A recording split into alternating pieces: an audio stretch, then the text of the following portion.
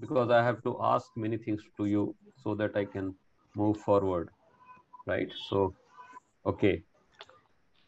So, have you heard about the word ethnic? Yes, sir.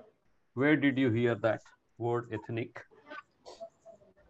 Sir कई बार ही सुनने में आता है and in fact ethnicity is largely used in the मैंने context बोला of एथनिसिटी, अभी नहीं बोला। race. अभी एथनिसिटी नहीं बोला, अभी एथनिक बोला मैंने। Ethnic हम्म। अटायर में काफी सुन के बात एयर में काफी you have heard. So tribal society sir. Tribal society, yes sir. Attire, then tribal society. Yes sir. Anywhere else? it's largely associated with something that is traditional, that Traditional. is Traditional. rooted to a certain community. I wouldn't say community can become a country or a Okay. religion at large. So rooted to a community, small or large, right? Anywhere else have heard this word ethnic? Prerna? Sir I think मतलब जितना बोला गया है tribal societies attires traditional, यही मेरे भी दिमाग में आ रहा है क्योंकि यही ऐसे ही दिमाग में सुना और है। कुछ आ रहा है कहीं? Ethnic craft, crafts, ethnic paintings,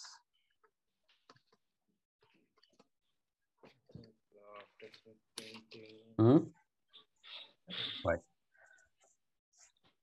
Why the word ethnic is being used for certain kind of attire, certain kind of society, certain kind of articrafts, or certain kind of paintings. Like Madhubani painting is known as ethnic painting, right? So why is it so? This particularly topic that we are discussing, ethnicity or ethnic, it has to be two-way first. Initially, for a few minutes, we'll be having two-way communication on that, and then we'll try to understand that. Why we don't use the word traditional, instead we use the term ethnic.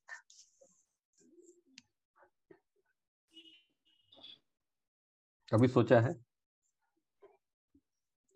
क्यों ethnic craft कहते हैं, क्यों ethnic group कहते हैं, क्यों ethnic dress कहते हैं?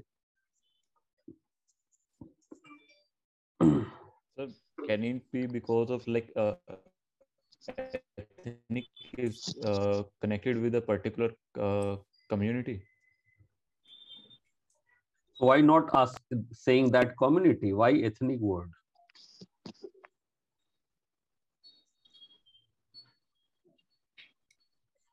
Okay, let me tell you something. We all are preparing for civil services, and the jobs that we, in case we are successful, we join the job. What is the classification? What is the nomenclature for the jobs? What is the nomenclature for the jobs? Vibhu? Yes, sir. All India services, there are administrative service, police service, revenue service. उसके बाद वाली? So foreign service there is, and Indian account service and defense account service. Classify किस groupings में किया गया? Yeah, group A and group B there are. Group A, group B. Then further we have group C jobs, group D jobs. Yes. So jobs are being classified into group A, group B, group C, group D. Right? When did this classification came into existence, you know? It is due to the Second Administrative Reform Commission. Second Administrative Reform Commission, when they recommended, after that this classification came into existence. Before that, it was class 1, class 2, class 3, class 4. Right? The question is, why did Administrative Reform Commission ask to change the name of the classification of jobs? There must be certain reason. And you don't need to read the Administrative Reform Commission report for it. You can guess. Sir, because people prefer like group A or D, A or B in comparison to C and D, they indicate a hierarchy. At Cambridge, Class represents stratification. No. See, what happens whenever you give a position a name, right? When you are giving a position a name. Hi, example, sir. Nihal needs to be let in. He is in the waiting, and whoever is the host needs to let him in. Abhijit, allow Nihal. And बार बार ना unmute करना पड़ रहा है host को, तो या तो कुछ ज्यादा एक सेकंड, आई थिंक बार बार सब अनम्यूट हो रहे हैं and the host has to unmute us again and again, तो if that can also get fixed. Just a second.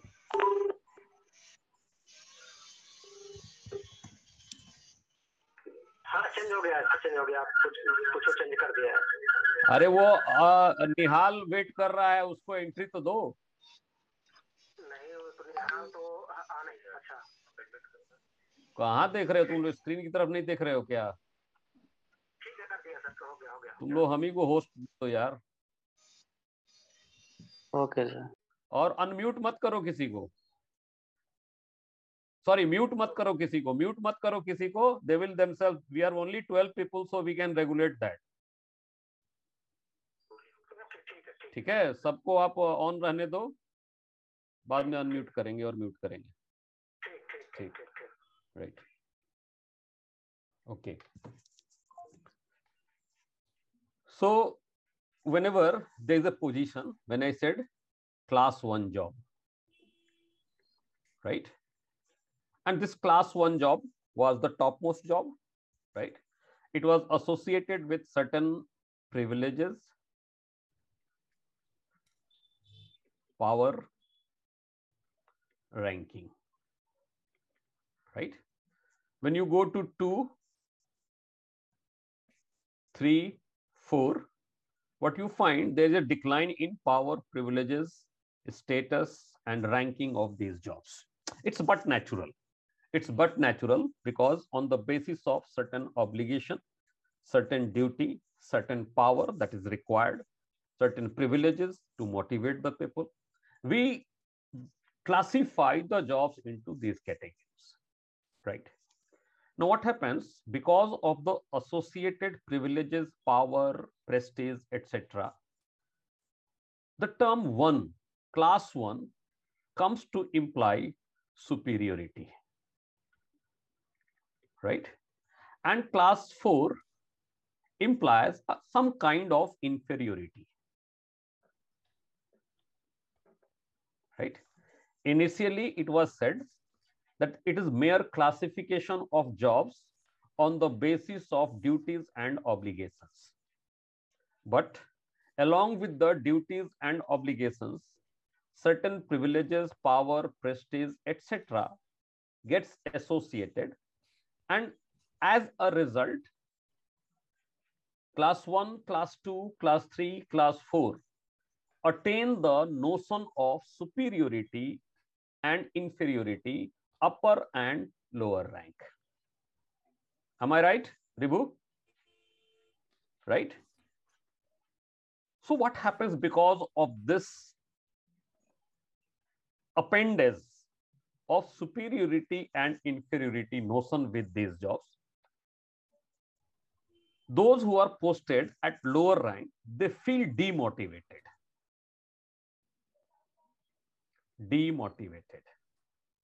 Right? As if they are doing something which is not socially relevant, not organizationally important, or which is not a kind of function that is indispensable for the working of the society. Right? This feeling automatically comes in the mind of the people because it is associated with certain reality conditions, right? That means class 1 job occupants, they feel superior. Class 4 job occupants, they start feeling inferior. Though when you stood 1 in your class, it is considered as superior. When you go 4, it is down. So there is a notion of ranking, hierarchy, superiority and inferiority comes into this. And because of that, those who are grouped as group class 3 and class 4, they feel demotivated, right? So this always happens. This always happens. Whenever you classify the things based on the duty, obligation, power, prestige associated with the position, the notion of hierarchy would come into existence, and those who are in certain category, they would feel demotivated. So what does this administrative reform does? Let us change the nomenclature. Let us change the nomenclature and use such term which has a neutral implication. Use such term which has a neutral implication. Are you getting it? Right? So the government of India devised a new nomenclature that now we won't say class 1, class 2, class 3, class 4. Rather, we will say group A, group B, group C, group D.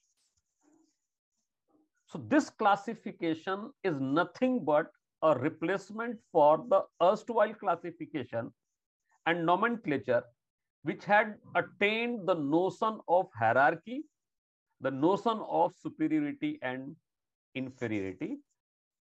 And we claim that now we have changed the nomenclature, so people are just divided into 4 groups. But as we move forward, what will happen? Gradually again, with A would be associated certain privileges, certain power, certain prestige, remuneration, reward, etc. And group D, specific kind. You can't say whether A is superior or D is superior. You can't say whether A is superior or D is superior, 1 is superior or 4 is superior. Because one way is that 4 is 4. So in quantified manner, 4 is superior to 1. If you have 4,000 rupees and someone has 1,000 rupees, who is superior? 4,000 rupees, right? So this nomenclature as such does not have any notion of superiority or inferiority, but due to appendage with certain privileges, power, prestige, ranking, etc., it attains such notion.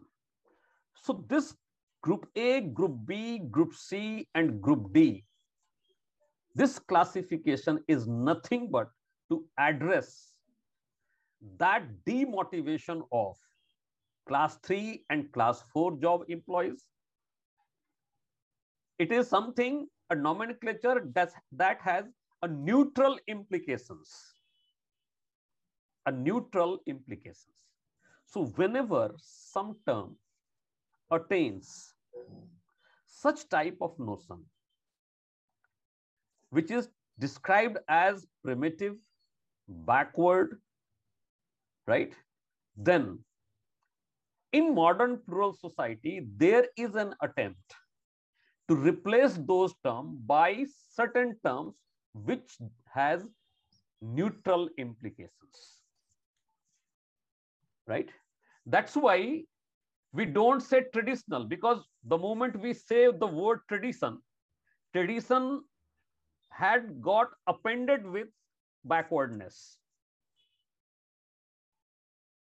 When you say tribe, when you look at the definition of tribe, then what you find that these tribes are considered as economically and technologically backward, culturally inferior.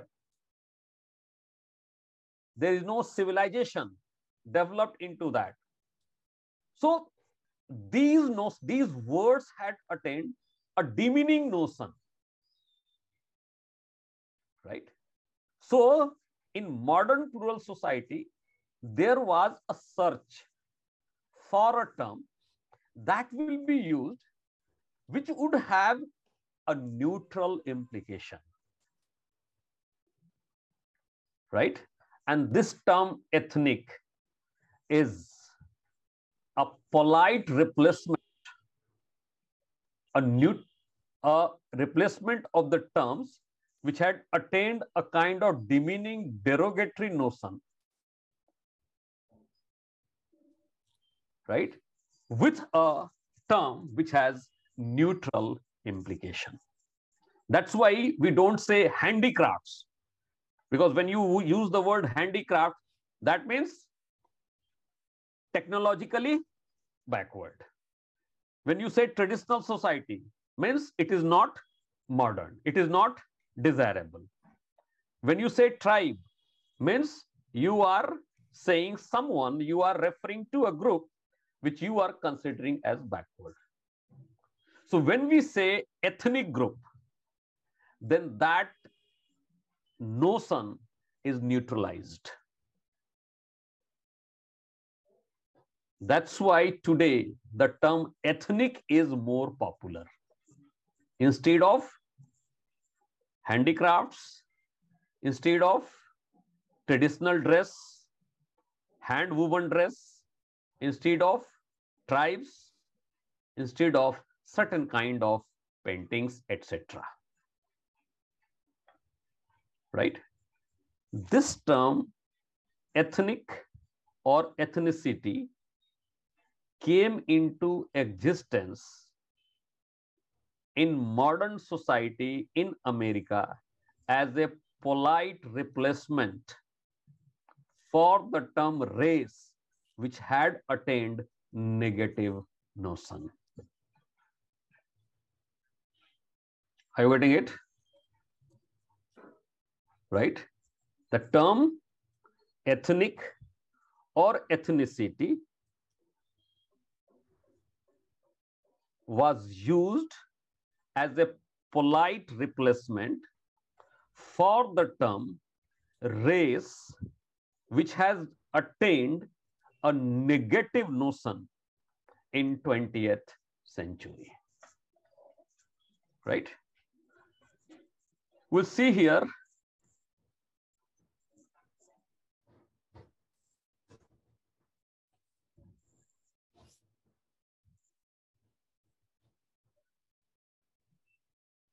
I am reading from here. 19th century Europe was marred with extreme racial discrimination, right? You can see here the French, the Germans, the English looked down upon Jews, Italians, Irish, and other groups as belonging to inferior race. Are you reading that? Similar discriminatory treatment was faced by blacks in USA and Europe in 20th century.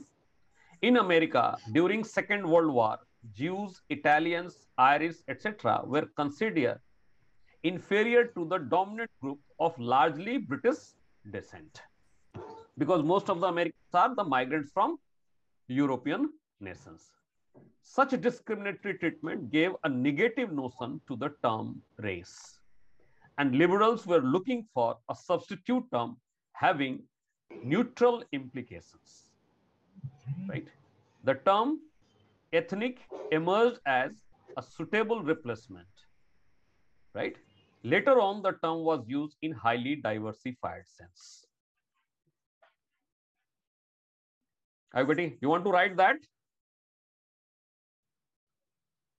You want to note down? Yes. Note down Yes, that. sir. So note down that it is there on the screen, so that it is there in your notes. Should I dictate?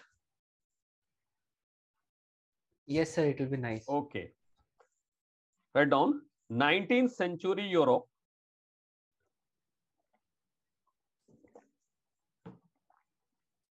was marred with extreme racial discrimination. Extreme racial discrimination, full stop. The French, the Germans, the English looked down upon Jews. The French, the Germans, the English looked down upon the Jews, Italians, Irish, and other groups as belonging to inferior race.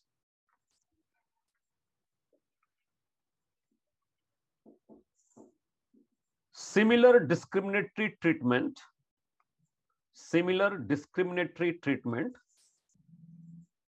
was faced by blacks in USA,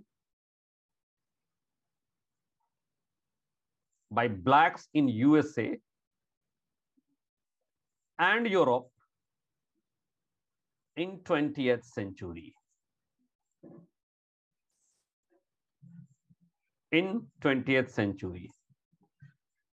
Full stop. In America, during Second World War, Jews, Italians, Irish,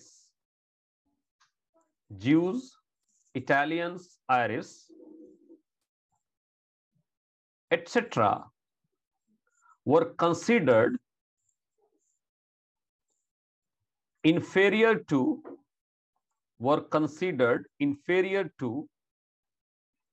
the dominant group of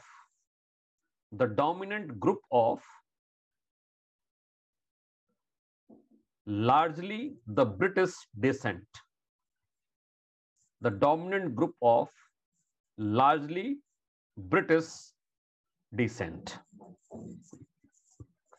Such discriminatory treatment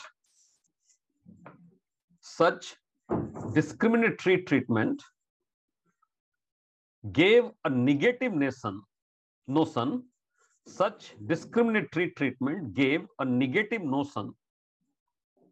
to the term race,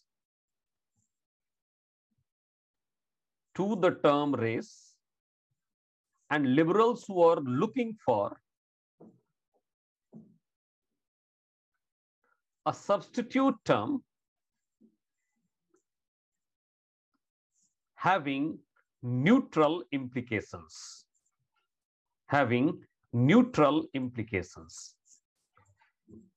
The term ethnic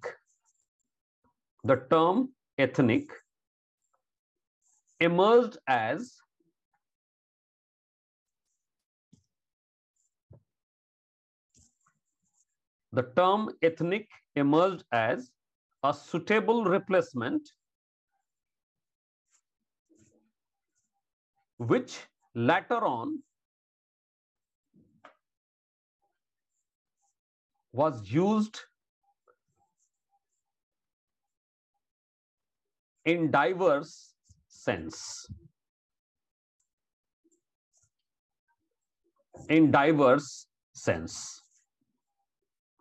Right?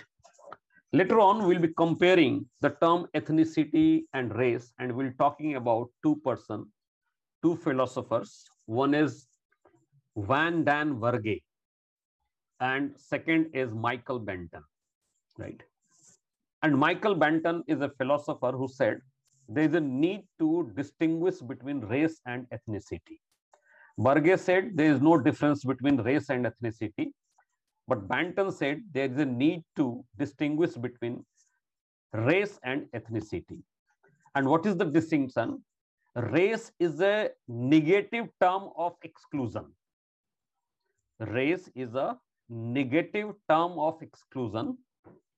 Whereas ethnicity is a positive term of inclusion. Race is a negative term for exclusion or of exclusion. Ethnicity is a positive term of inclusion. What is the meaning of this?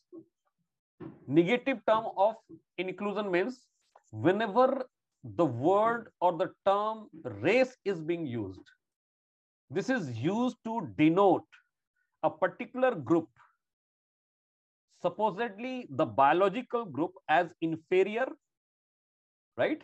And for exclusion of them from the mainstream society. Means whenever the term race is being used or racial distinction is being used, it is used mainly for discrimination. It is used mainly for excluding a certain supposedly biological group, treating them inferior.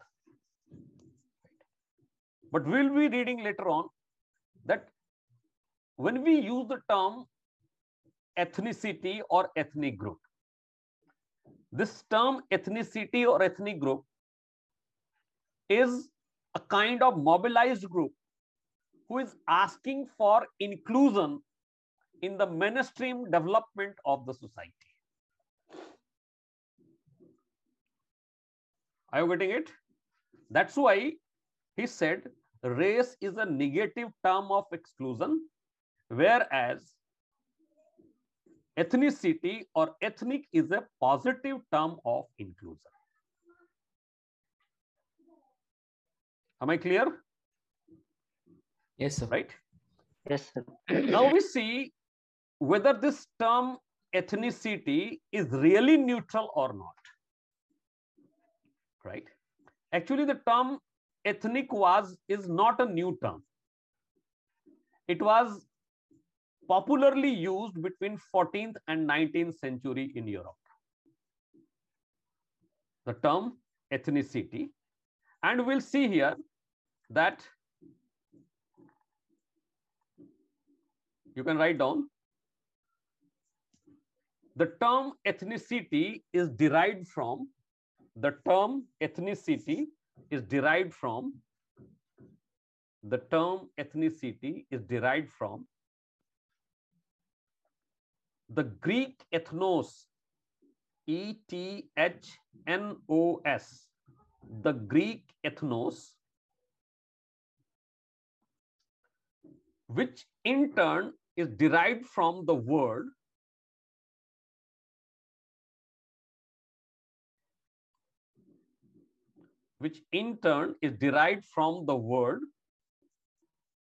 ethnikos, E-T-H-N-I-K-O-S,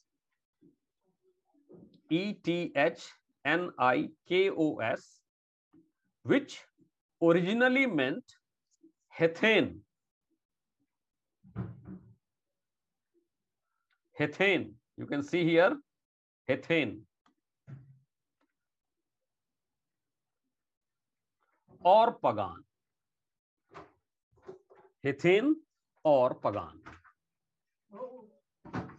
Right? And you can see here, it was used in, let me see what is.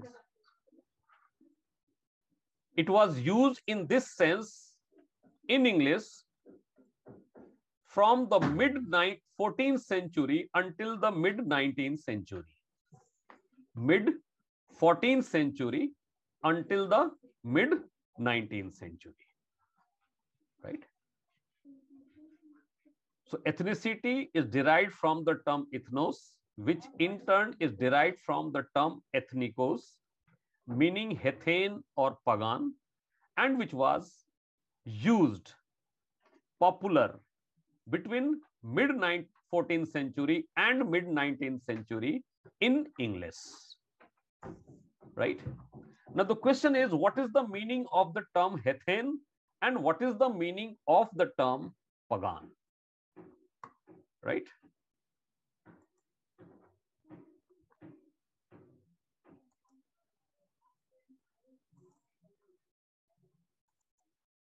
Right. So now we are seeing the term Hethane.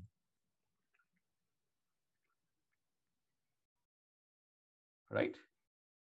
And the second term is pagan. Hethane is used to describe what is called as lower form of religion. lower form of religion, right?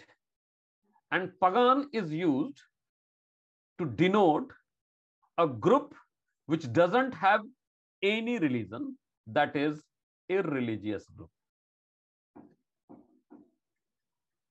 Irreligious group, right? So, sir, the pagan were atheists. No, I'm explaining that. Okay. What I'm saying, ethnikos had two meaning. One is heathen and second is pagan. Heathen implied lower form of religion. When they use the term ethnikos in context of heathen as a meaning heathen, they used it to describe a religion as lower form of religion, right? And when they use the term pagan, they use it to denote a religious group by branding them as irreligious, not religious, right? You'll soon understand it. When we say mid 14th century, right? And from 14th century onwards, what we find, a kind of commercial revolution had started in West, right? Technologically, they started advancing, particularly transportation technology, ocean ship technology, and they started coming in contact with the eastern part of the world, right? So on the one hand, Europeans were there, right? And on the other hand, Oriental societies were there, right? Africa, if you see, you can't say Africa as Oriental society. So Africa also, you can keep it separately. This is tribes, right? In Oriental societies, we have Hinduism, right? And what you find that tribal religion and Hindu religion are magico-animistic. Magico-animistic, right? They worship generally the nature. Tribes also worship the nature, and Hinduism also worships nature. Later on in Hinduism, along with the magico-animism, that spiritualism has come to play a role. In tribes, there is no spiritualism, right?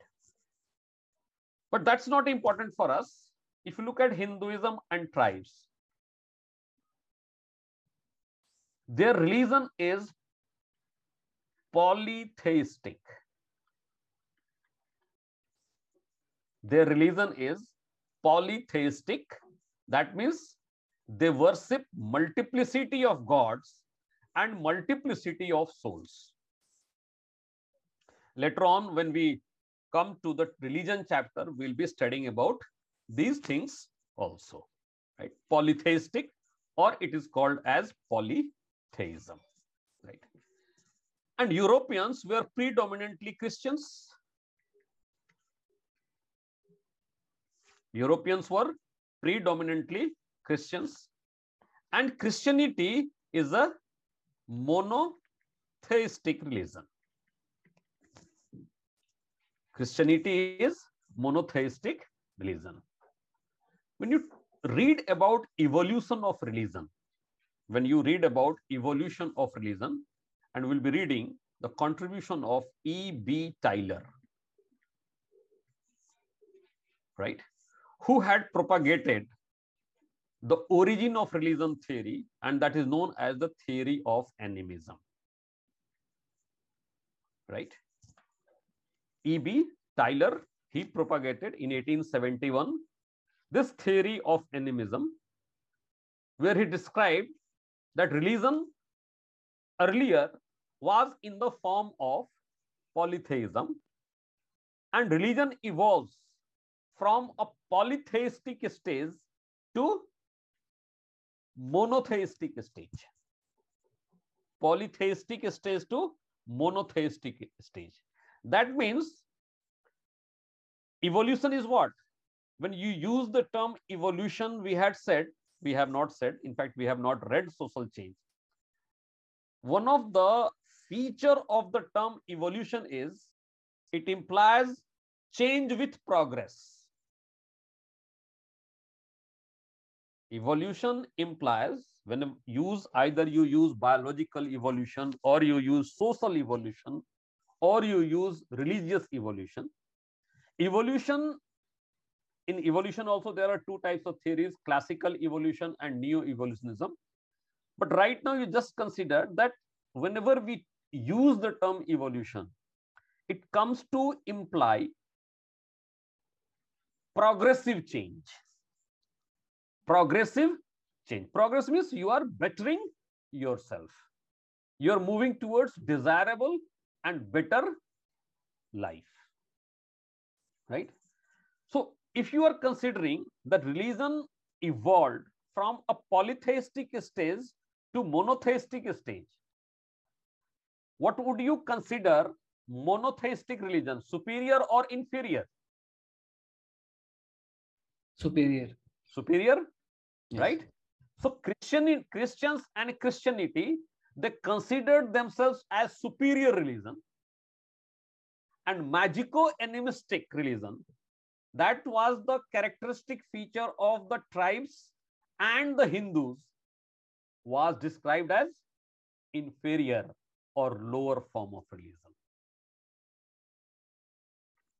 Are you getting it? Am I clear? Yes, sir. Right? Why Heathen? Heathen word was used to refer to the religion of tribes and Hindus, which were considered by monotheistic religion, Christianity, as lower form of religion or inferior, backward religion.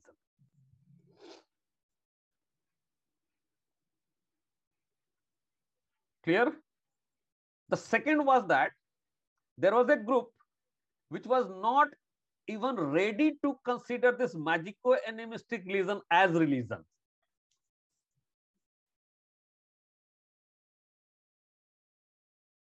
Magico-animistic religion, they worship nature, right? So these people, there was a group of people among the Christians who were not even ready to consider magico-animism as a form of religion. So those people referred these religions as pagan or irreligious groups.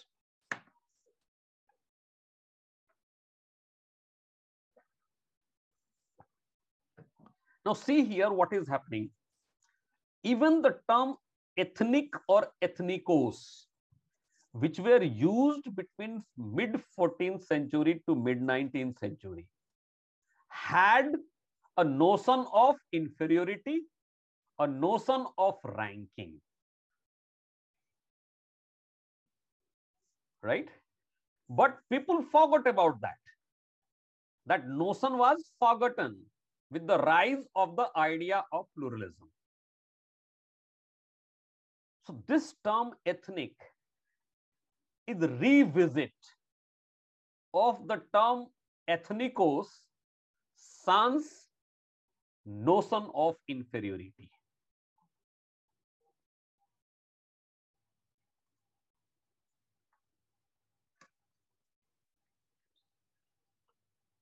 Ethnic is revisit of the term ethnikos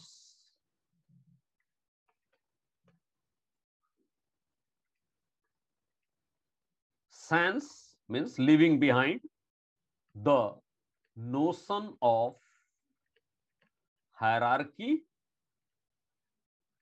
or inferiority.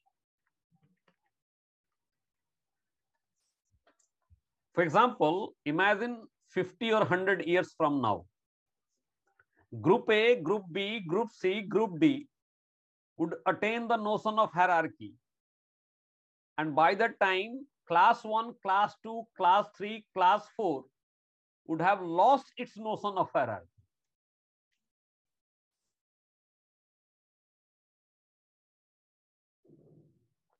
So maybe third administrative reform commission says that group C and group D employees are getting demotivated. So time has arrived to change the classification. And by that time, the executive feels that no more 1, 2, 3, 4 is hierarchical. So we can use the term again to refer to different category of jobs. They may say instead of class 1, group 2, group 3, group 4. Instead of group A, group B, group C, group D. What they would say? Group 1, group 2, group 3, group 4. Right? And sometime it will go without the notion of ranking or hierarchy. Right? So today, the term ethnic that is being used, it is used because it has a neutral implication of classifying the things into distinct categories. Right? That's why ethnic groups are defined simply as culturally distinct group.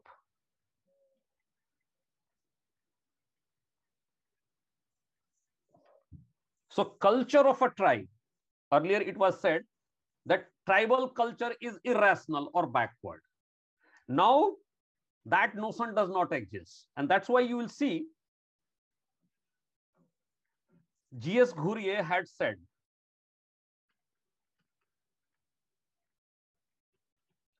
tribes are backward Hindus. When you read tribe, you will read this statement, tribes are backward Hindus. Right? And why it is so? Because tribes idealized Hindu society or caste society and its culture.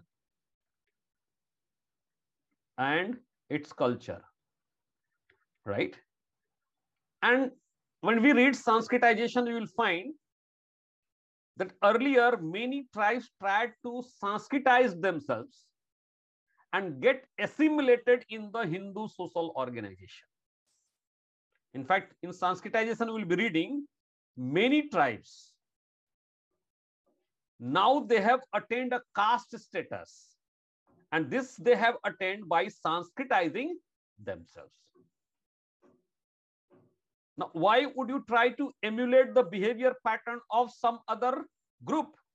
Only when you consider it better than yourself. Whatever may be the reason.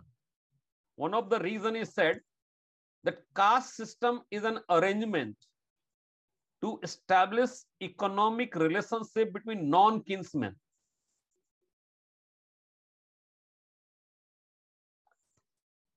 Tribal economy is completely based on the kinship network.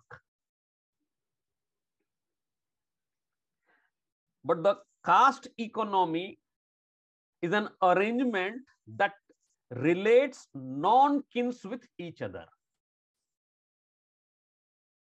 Caste system is an organization which first created market. Market means what? Where related people, kinship related people, they don't come. People who are not related by blood or affinal relationship, they constitute a market. So naturally, caste system provided a broader market and therefore more economic security and development. More economic security and development. So tribes idealized Hindu or caste system or Hindu culture, and they tried to be a part of that. They Sanskritized themselves and got assimilated. Right? But today what we are finding these tribes are no more interested in assimilating themselves into Hinduism. Rather, they are trying to assert their independent identity.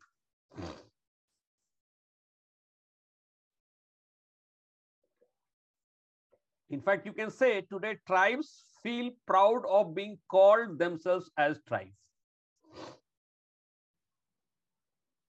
And they give it reason that we don't overexploit nature.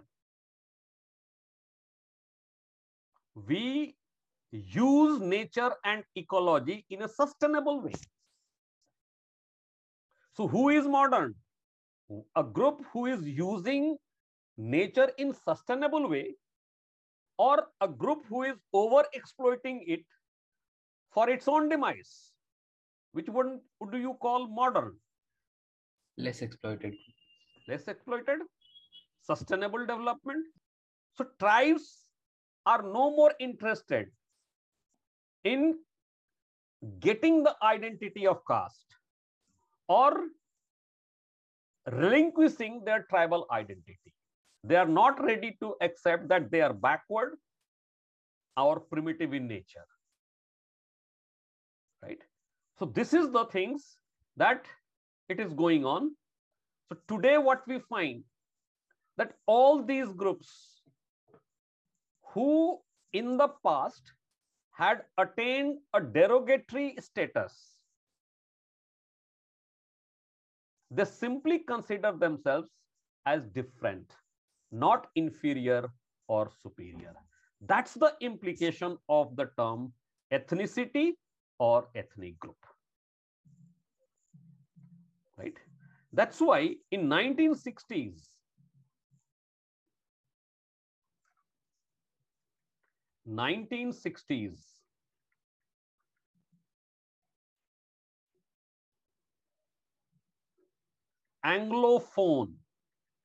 Anglophone means English speaking, social anthropologists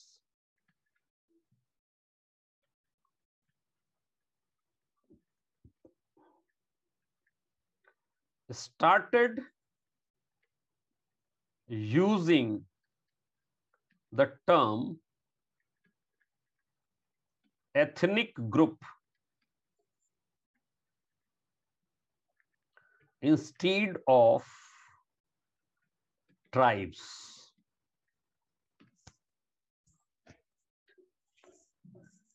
They stopped using the term tribe. Instead, they started using the term ethnic group to refer to these groups. Right? And social anthropologists means what? Those who study small scale, simple, illiterate societies. Right? Illiterate in the sense because these societies does not have a writing or written script. Tribal language is oral in nature. Tribes do not have a script of their own. That's why we call it illiterate society. So instead of calling them tribe, which implied backwardness, primitiveness, irrationality, lack of civilization, inferiority of culture, etc., they use the term ethnic group for them. And initially, what you will find that these anthropologists studied the language,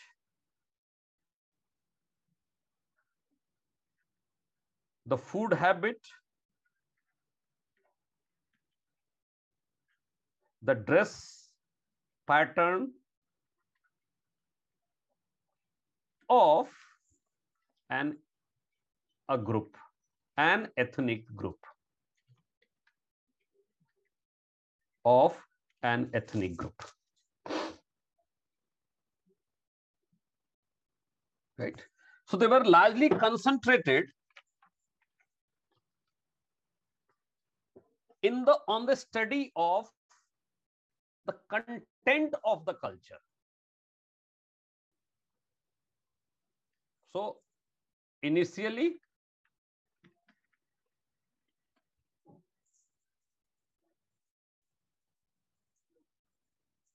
social anthropologists confined themselves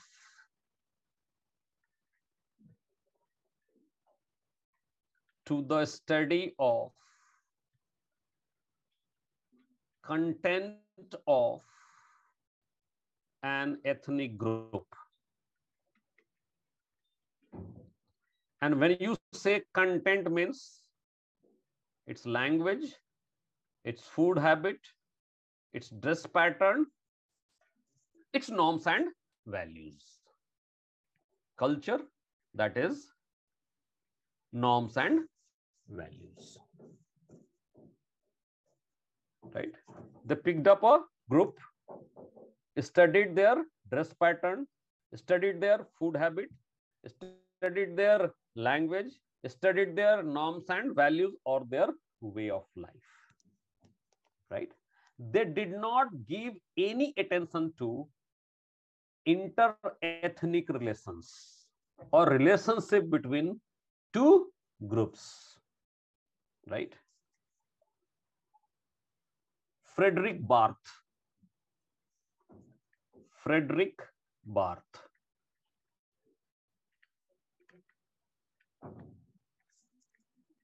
Right. In 1969,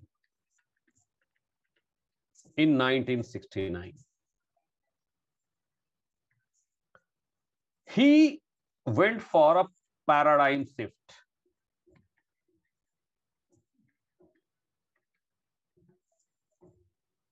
In the study of ethnicity or ethnic group. Ethnicity or ethnic group. Right? And he focused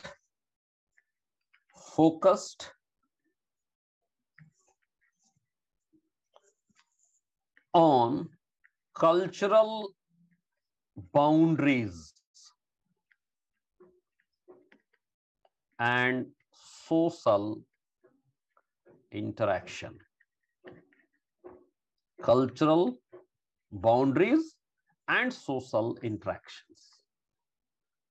That means instead of studying an ethnic group in isolation, he emphasized on studying its relationship with other group. Right? So he focused on the cultural boundaries. He focused on the social interaction, that is interaction between different groups. Right? And then he came to a certain conclusion. And what he says, mere differences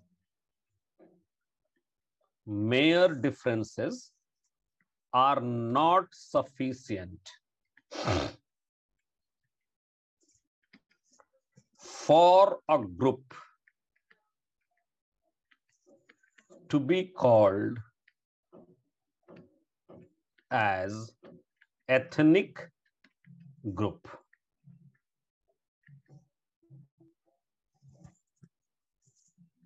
It should be active, mobilized, and dynamic. Active, mobilized, and dynamic. What is the meaning of this?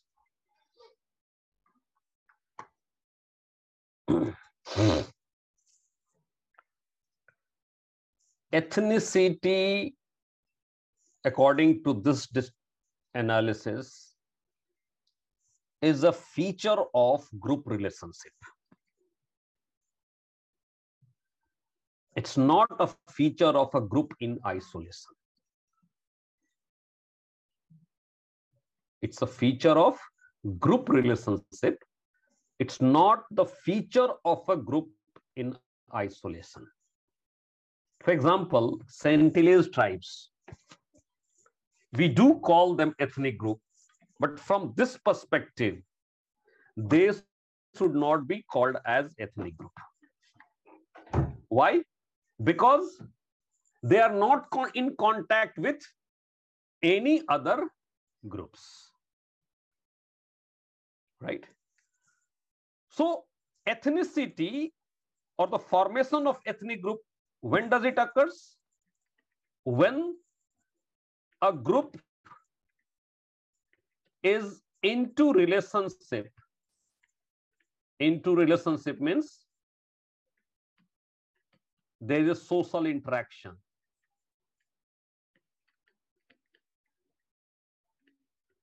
With other group or groups, right? Secondly, what happens in this interaction? This group feels deprived, discriminated. This feels deprived and discriminated, right? Feeling is not sufficient. This feeling is converted when people are mobilized. Means the member of that group are mobilized against this discrimination,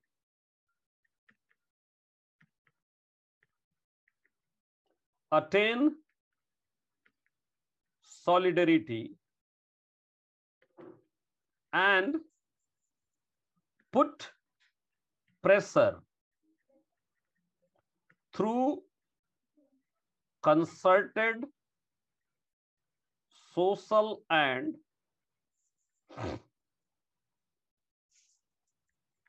political action to attain equality or share in the mainstream society, right? That's what he said. Active, mobilized, and dynamic. You are in relationship with other group. In this relationship, you have a feeling of deprivation and discrimination. It's not only feeling, rather you are mobilizing yourself. You have attained the solidarity. And in this solidarity attainment, what you do, your bargaining power has increased and you are putting pressure on the mainstream society to provide justifiable share in the mainstream economic and political resources, right? So when a group is mobilized, active, dynamic, then only it is called as ethnic group. So we are coming to two implications of the term ethnic group or ethnicity. One, to merely describe the cultural differences. Merely describe the cultural differences. And second is, when there is a feeling of discrimination, deprivation, and people have mobilized themselves to attain solidarity, only when they attain solidarity and identity, they can put pressure on the ruling dispensation to provide them justifiable share in the economic resources and political power of the society.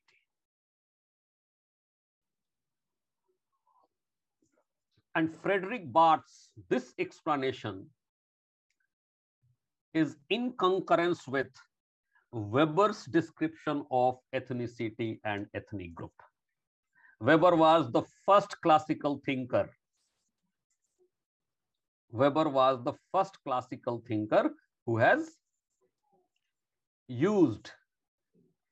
explained ethnicity or formation of ethnic group exclusively.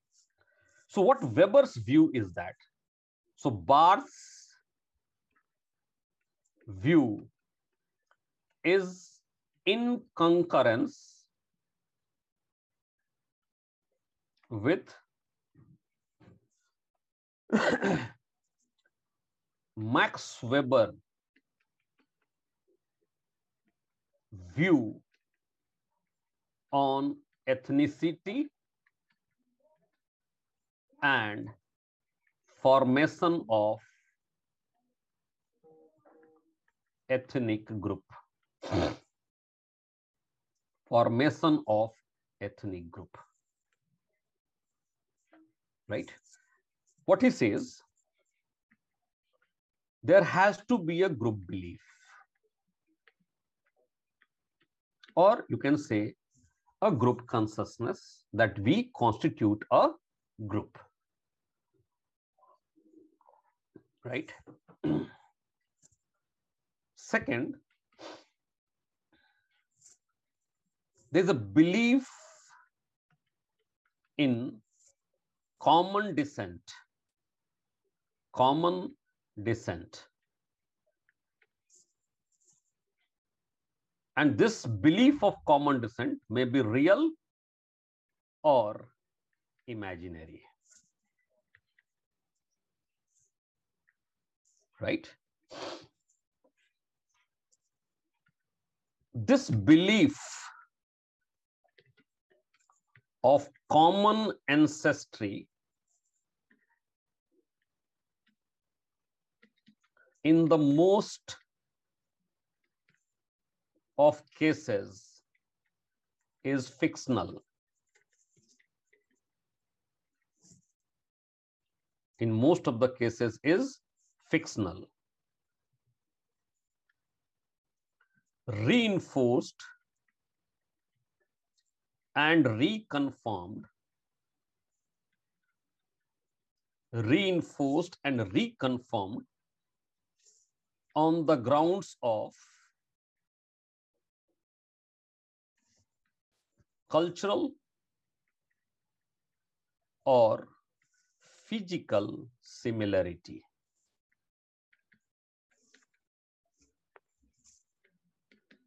And on the basis of shared collective memory.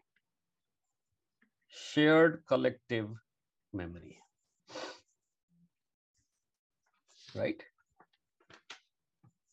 But third is very important. However powerful this view is, or this belief is, it is not sufficient to create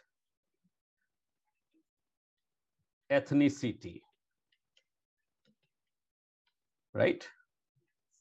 It is not sufficient to create ethnicity. Ethnic group formation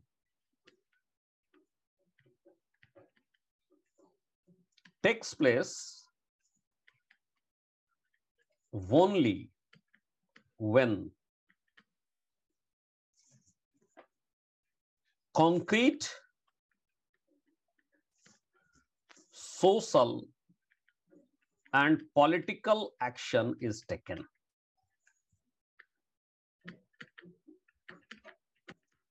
Right? Concrete social and political action is taken. Right? So that's why when a group is active and mobilized, then only it is called as ethnic group. Till it is not active and mobilized, satisfied with its existing condition, it should not be called as ethnic group from Barth's perspective, from Weberian perspective. Right? Am I clear? So what I am saying, the term ethnicity is used in two meaning. One, to imply mere distinction, cultural distinction. And the second implication is, meaning is, that when a group is feeling discriminated, mobilizes itself politically and socially, then it attains the status of ethnic group, or ethnic group formation is said to take place. Right? For example, Tamilians in Sri Lanka, Rohingyas in Myanmar, Kashmiris in Srinagar. Right? These are examples of ethnification. So ethnification today may take place on diverse grounds. Ethnification. It may be based on racial identity. It may be based on tribal identity. It may be based on linguistic identity. It may be based on regional assertiveness. Right? For example, when Shiv Sena and MNS, they try to act against the outsiders, it's an ethnification of that group. Right? So there are many ethnic formation can take place on various grounds. Ethnic formation can take place on various grounds. In majority of the cases, a minority group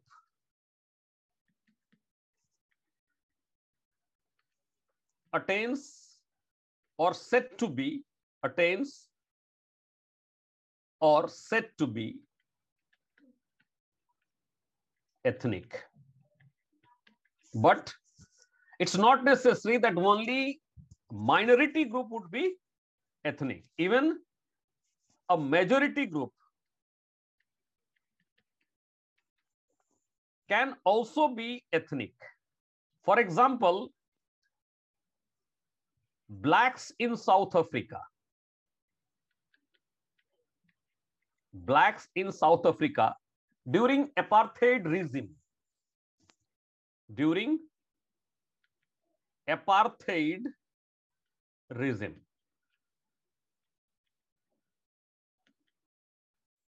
Right? When they were under the control of whites till 1990s. So they constituted a ethnic group, although they were a majority.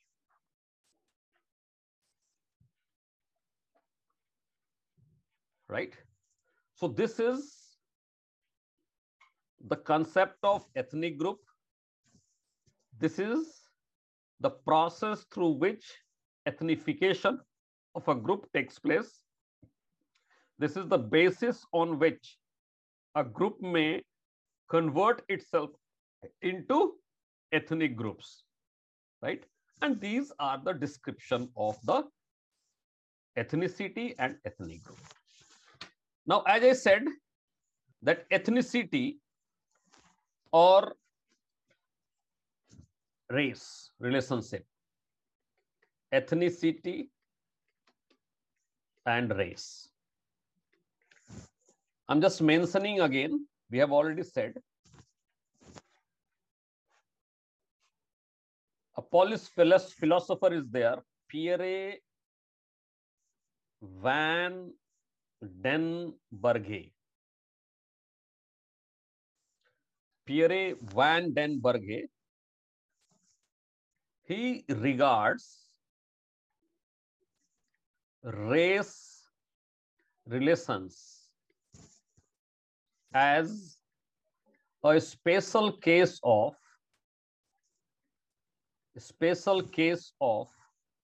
ethnicity, right? But Michael Banton, right? He says that there is need to distinguish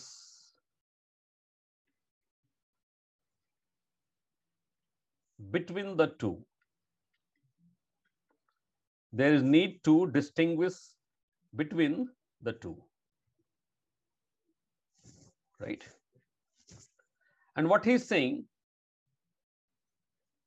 race refers to negative categorization of people,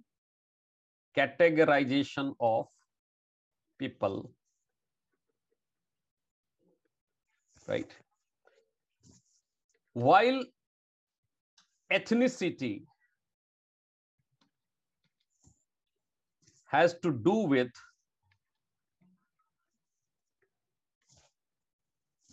positive group identification,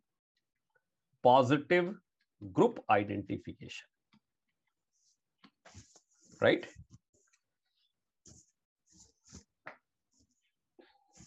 What he says, ethnicity is generally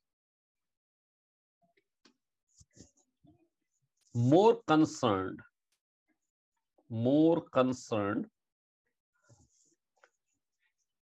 with the identification of us,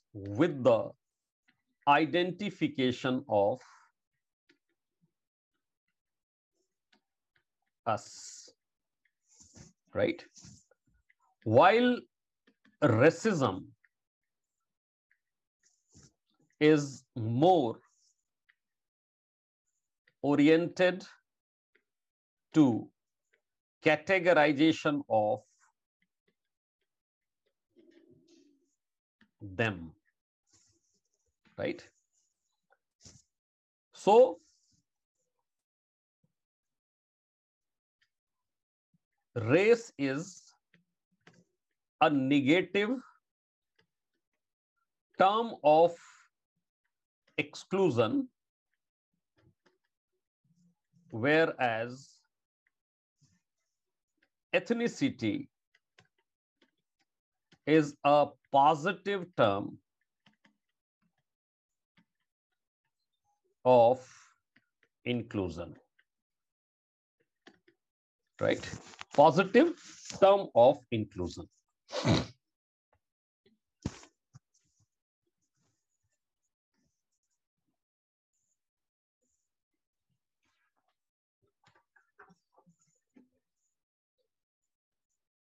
Right. So this is the comparative analysis of race and ethnicity. Race is one of the dimensions along which ethnification of a group can take place. Otherwise, there are several dimensions of ethnification of groups. According to Banton, there is some difference between an ethnic group and a racial group. Racial group is a negative term of exclusion. Ethnic group is a positive term of inclusion. When we use the term ethnicity, emphasis is on in-group solidarity, emphasis is on us. But when you talk about race, the emphasis is on them and discrimination, right? There is another person, classical thinkers, Karl Marx, right? And Karl Marx, though he has not written any explicit article on ethnicity. Not written any explicit article, essay on ethnicity. But in his article on Jewish question,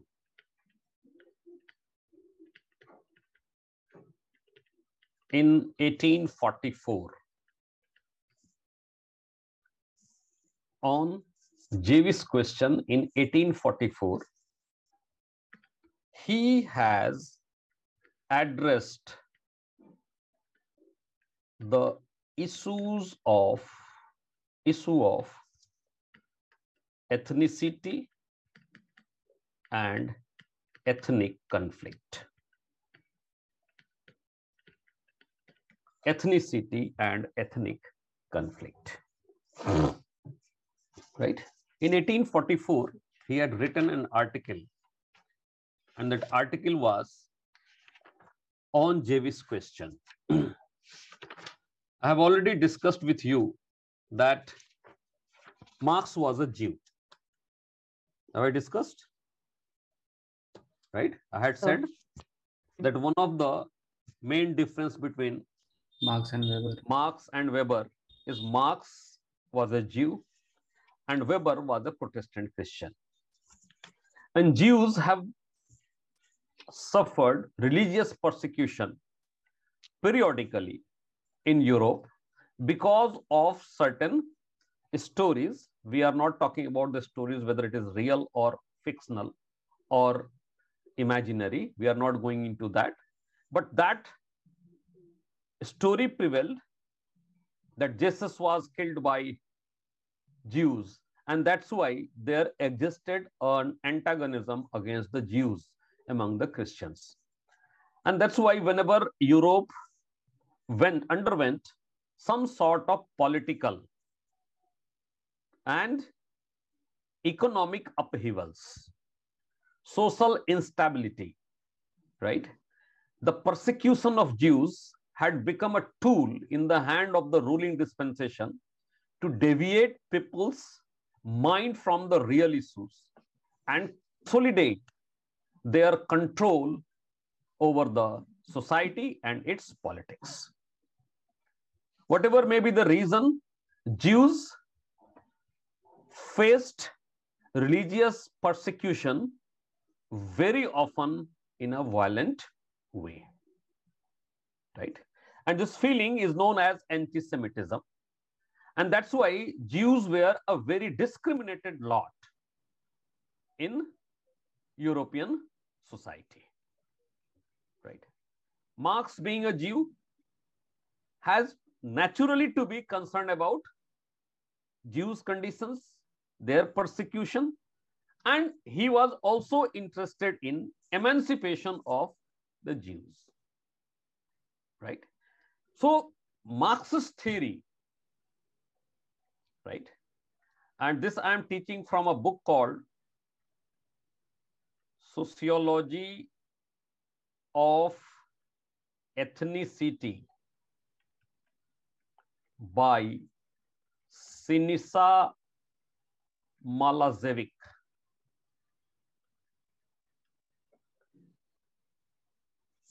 This is from the publication. It is a very Say's publication book. So it's a very renowned publication, right? And this excerpt is there in the social stratification chapter in our study material. In our study material, that excerpt is there. And it is said, as we have already said, that social background of an intellectual has a lot of contribution in shaping one's thinking or thought, right? So Marx was a Jew. It is a social background of Marx. And the concern for Jewish emancipation had a lot to do in shaping the Marxist thinking, right? So it all began with the concern for emancipation of Jews, right? It all began with a concern for emancipation of Jews, right? And in this, what he says, Jewish emancipation is not possible without human emancipation.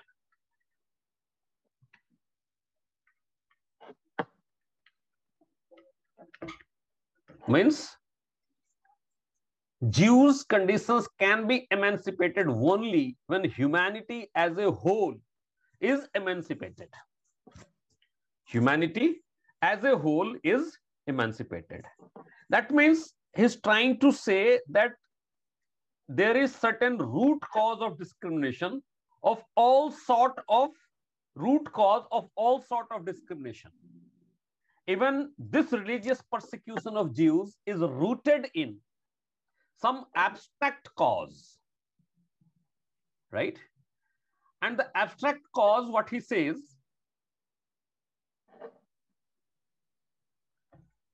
that within capitalist framework,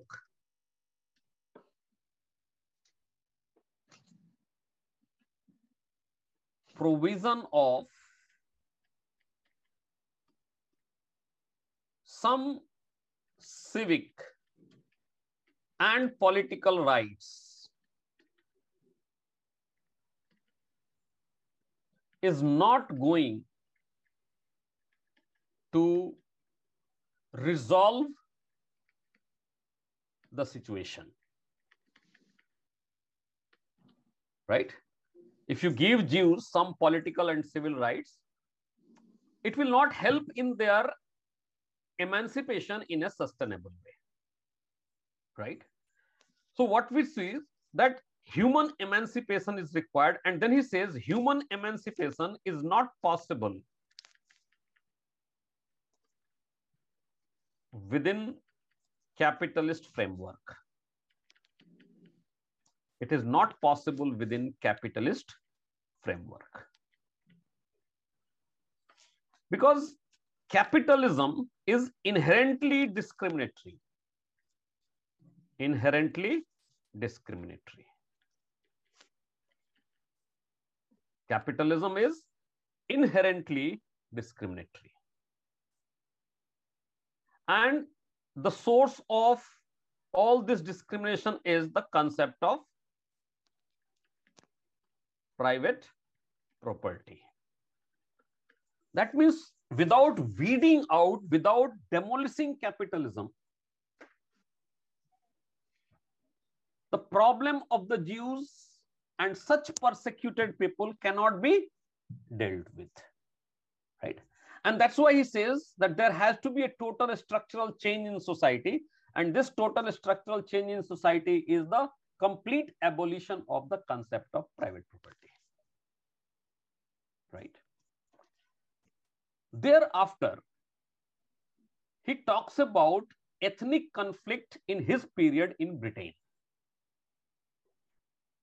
Ethnic conflict between English and Irish workers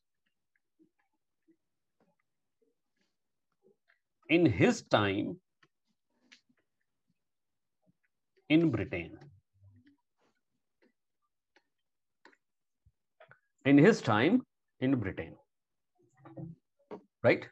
For example, there is a conflict between Marathas versus non-Maratha in Maharashtra, right? Similarly, there is conflict between different ethnic group in South Africa. There is a conflict between blacks and whites in USA, right? There was conflict between English workers and Irish workers in 19th century in Britain, right? So there is a conflict between ethnic group, right? Both are workers. Both are workers, both work in the factories, but there is a conflict between them, right? He says that this conflict, and the statement that he uses is ethnic conflict is no more than hidden class conflict. Hidden class conflict. Ethnic conflict is no more than hidden class conflict. Right. Now, ethnic conflict means conflict between two culturally, and in this case, racially distinct group, right? Irish, they said to belong to one race. English, they said to belong to another race. Both are workers. Both are workers. And they have a conflictual relationship. Now, later on, we'll be reading about Marxist theory of class in itself, class for itself, true class consciousness, false class consciousness, etc., etc. So what he says is that this conflict between the two groups is an obstruction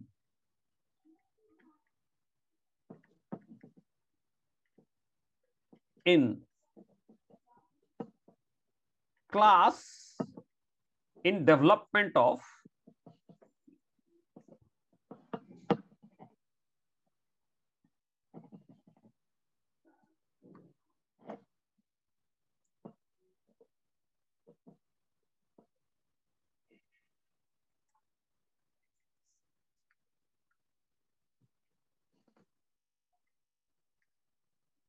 the development of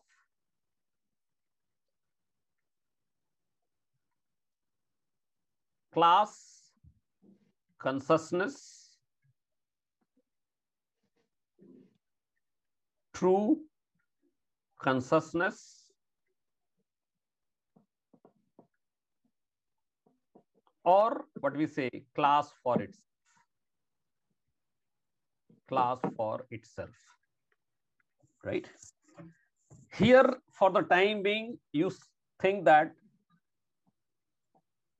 it is an impediment in the development of class unity and class solidarity. Means proletarian unity and proletarian solidarity. Right? When Marx uses the term class conflict, now according to Marx, there exist only two classes. One is owner class, another is working class, capitalist and proletariat.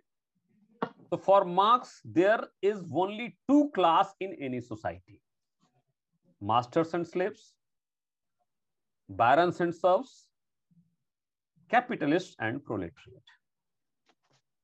And between them, conflict exists, right?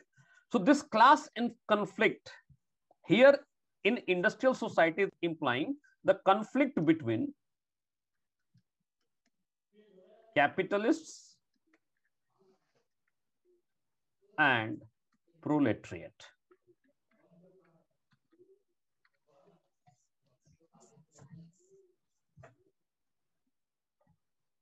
So whenever we use the term class conflict in reference to the Marxist theory, we should consider it that he's talking about the conflict between baron serfs, master slaves,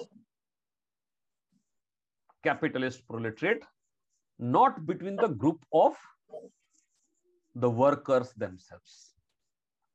Because worker of any ethnic background,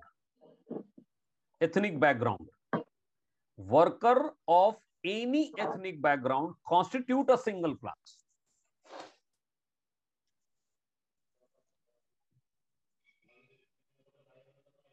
Are you getting it? Workers of any ethnic background. For example, in Maharashtra, whether you are from Tamil Nadu, Karnataka, Bihar, UP, Punjab, or Maharashtra, if you are a wage earner, you constitute a single class, right? And from Marxist perspective,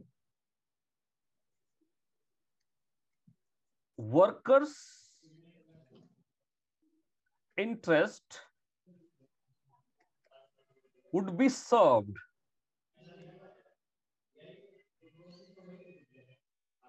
only in their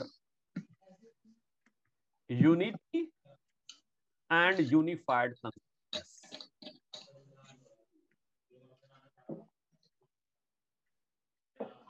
If they forget their internal cultural differences, acknowledge that they belong to a single class, then only their interest would be served better. He talks about proletariat revolution, etc., consciousness, unity, bargaining power, etc. So workers' interest is in class solidarity, class unity. And if there is class unity and class solidarity, naturally it goes against the interest of, unmute karo,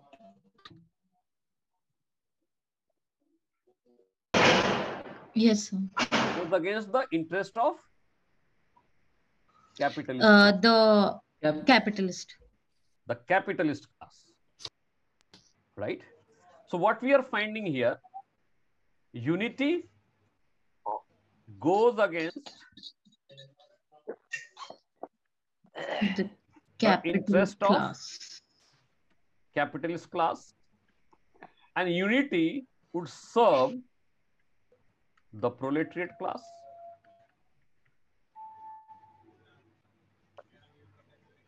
Right?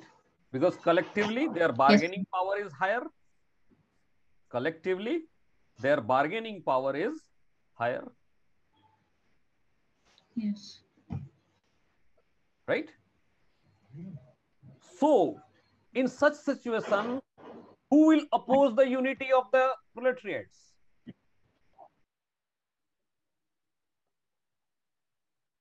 Who will try to create cleavage among the proletariats? Honor class. Honor class. So what this capitalist class, they deliberately manipulate ethnic cleavages among the working class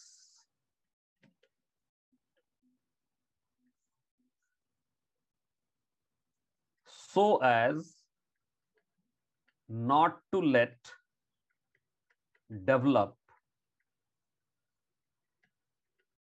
proletariat unity, right? So what he is saying, that this conflict between British workers and Irish workers, right? So what he's saying, what Marx says, that the conflict between British workers who consider themselves as superior, and Irish workers is artificially kept alive by the capitalist class. The capitalist class, artificially kept alive by the capitalist class. And how they are able to do it? He says that capitalist class is not only, this class is not only in control of forces of production,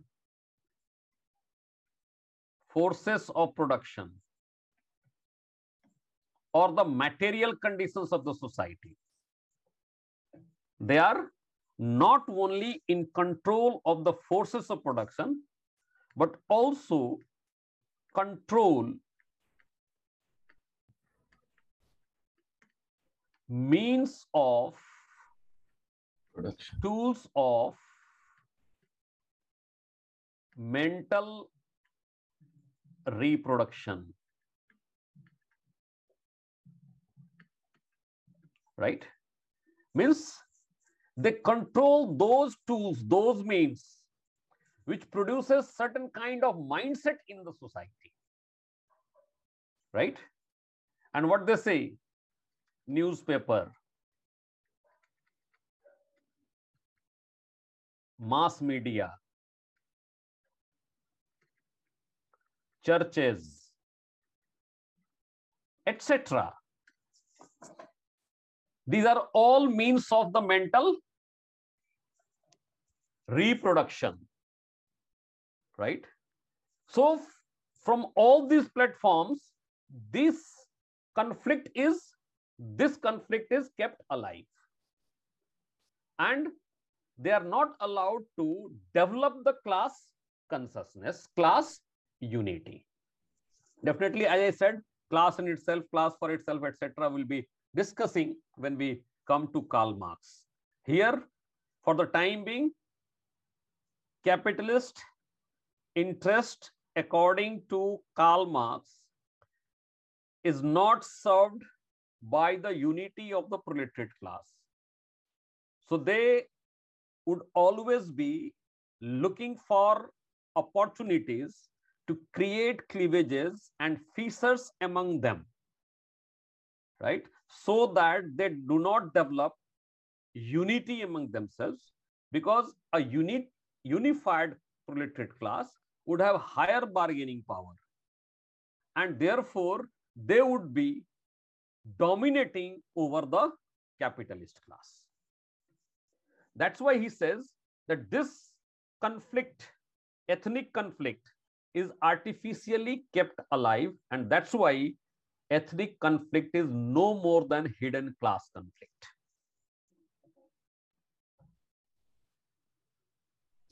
It's in the book Jewish Question.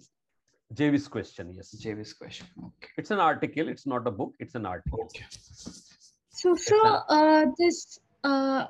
I remember reading about some conflict, and I think, is it Mountbatten was also killed because of the same thing? He was I killed don't- by an Irish party. Might be. I don't. Might be. Yeah, he was. There's a conflict. He was. I Yes, don't yes. know about that. Might be, Okay, but we are okay. talking in entirely different context, right? Yes. This theory is supported by another Marxist scholar, Oliver Cox.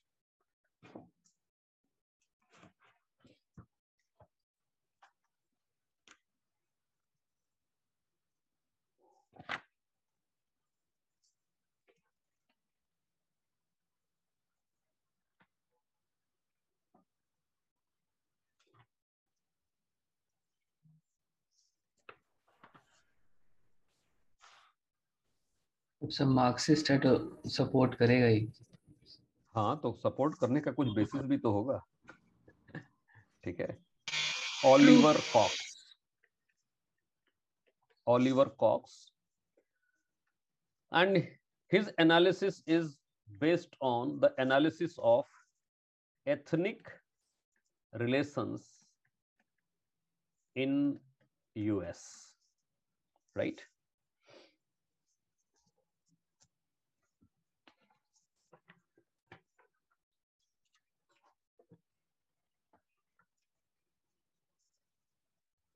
And what Cox is saying, you can write it. In 1948, he has written this, 1948. Capitalist-driven expansion, write down, capitalist-driven expansion required a substantial increase. Capitalist-driven expansion required a substantial increase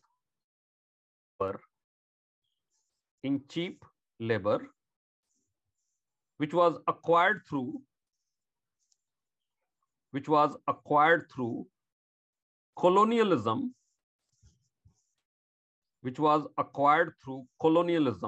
and the transportation of the slaves to the New World. The southern part of USA is known as New World, where there is high concentration of blacks. The transportation of the slaves to the New World. Full stop. The cultural and physical differences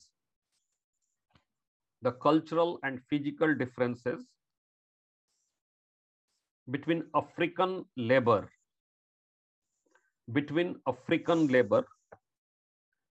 and domestic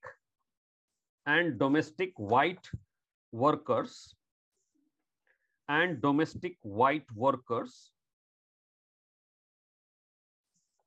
helped capitalists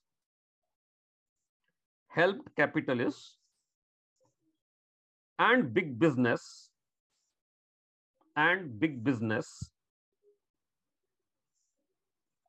to keep the working class divided,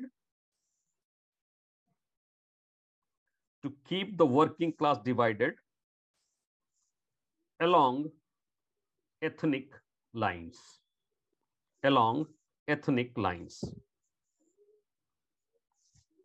Hence, full stop, and then hence, the ethnic conflict is no more than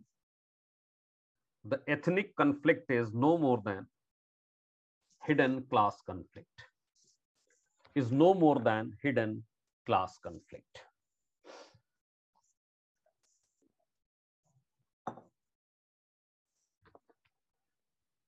Right? Now, suppose this question comes, now you can write. Okay. Yes, sir. But this theory is being criticized by neo-Marxist Edna Bonasich.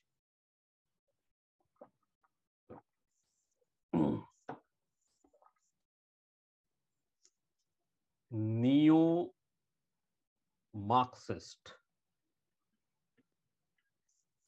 Edna Bonasich. She's a lady who studied South Africa, right? South Africa, right? Which is a multi-ethnic society.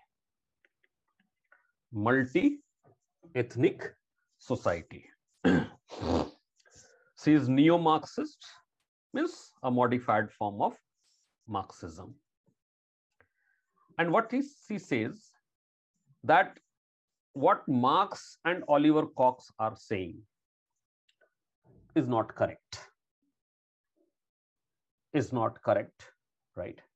And in place of that, Edna Bonasich has propounded a theory that is known as split labor market theory. Split labor market theory. Right? And what she is saying, and this you can just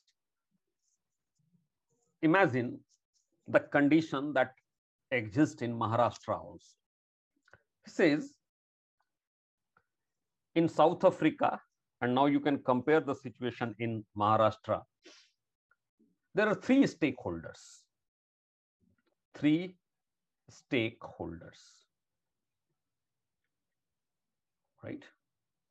One is capitalists.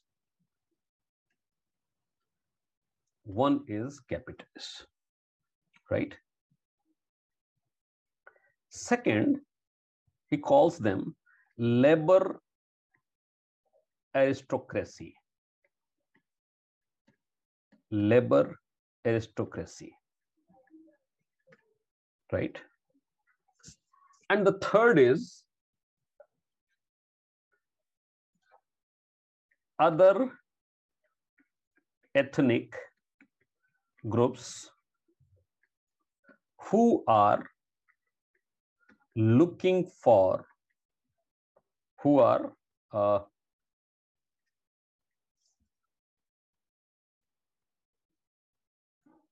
either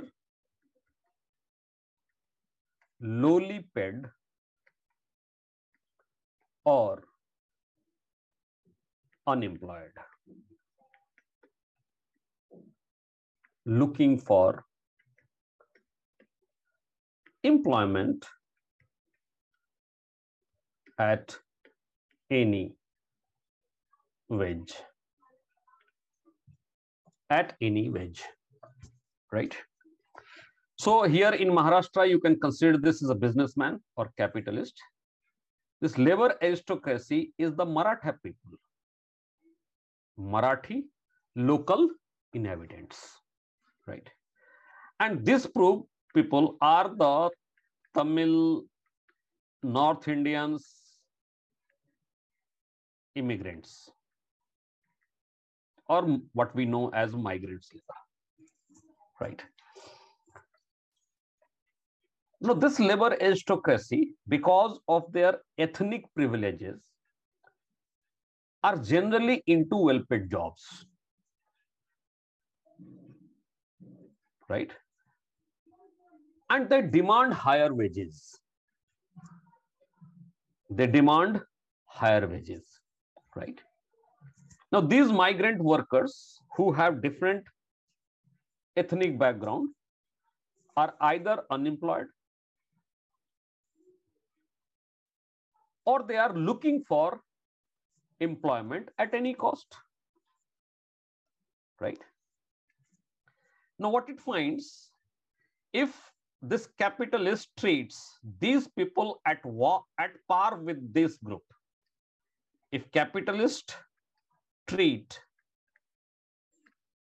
all ethnic groups at par with each other, right, it will have an impact where the supply of labor would increase. Supply of labor would increase. If workers of all ethnic background are treated at par with each other, then naturally supply of labor would increase, right? And when supply of labor increase, wages would go down.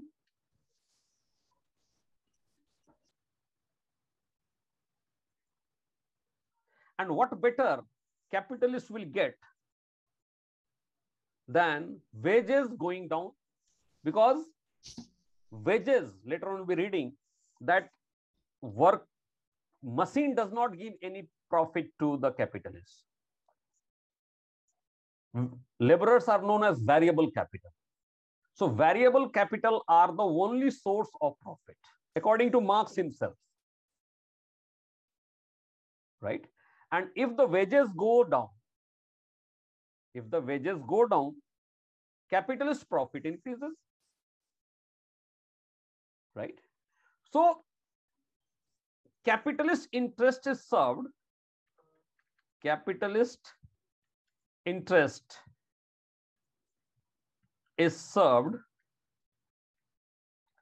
in an open labor market.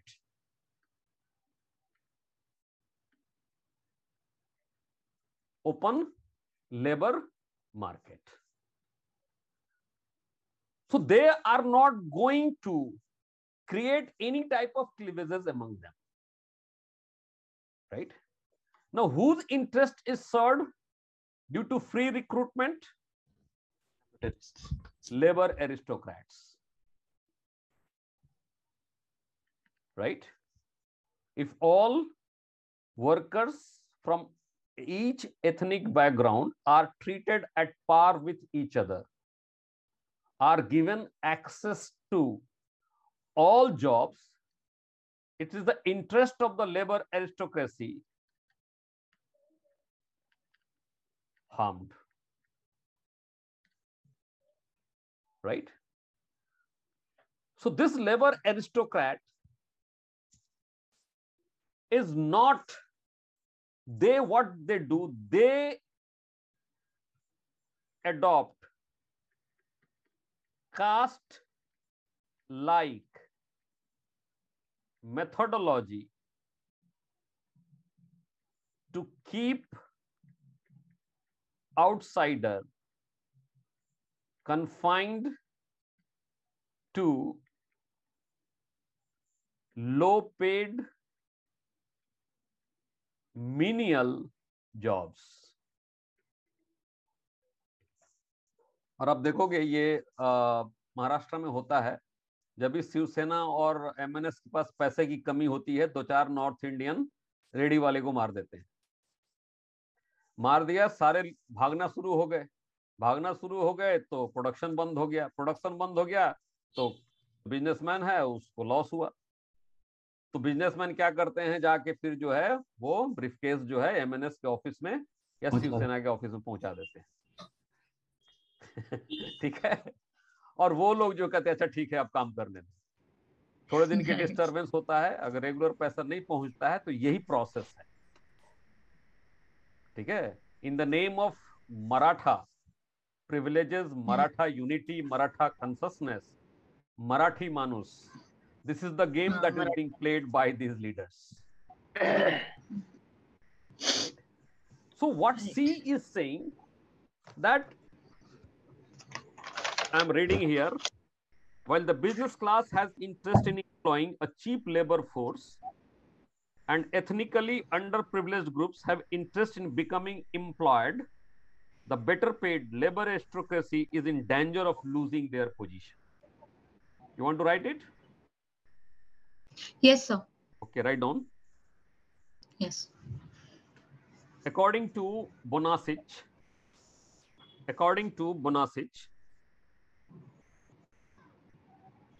while the business class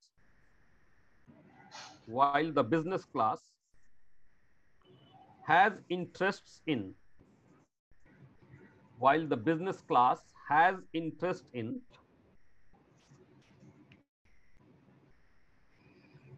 employing a cheap labor force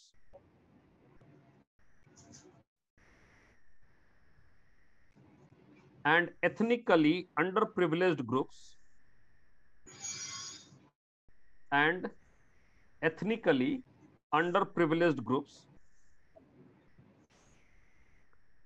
have interests in becoming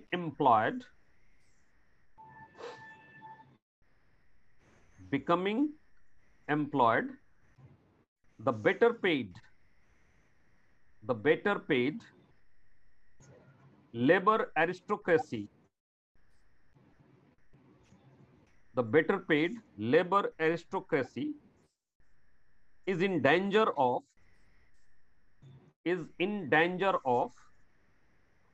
losing their position.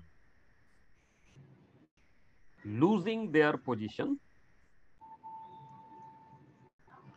Full stop. Thus, comma, latter, L-A-T-E-R, latter, press for the exclusion of,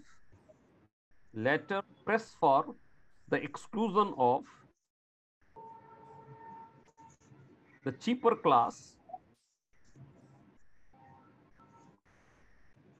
press for the exclusion of the cheaper class from the territory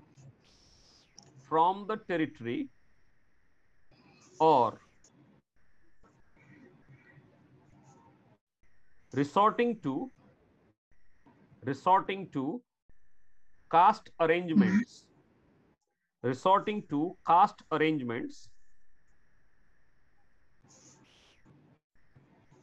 that restricts the cheaper group to a particular set of jobs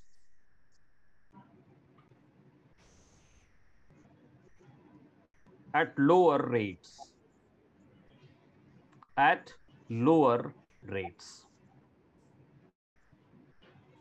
Full stop. Hence, last line, hence the main source of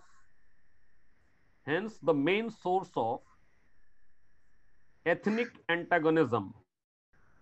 Hence, the main source of ethnic antagonism is the differential labor price.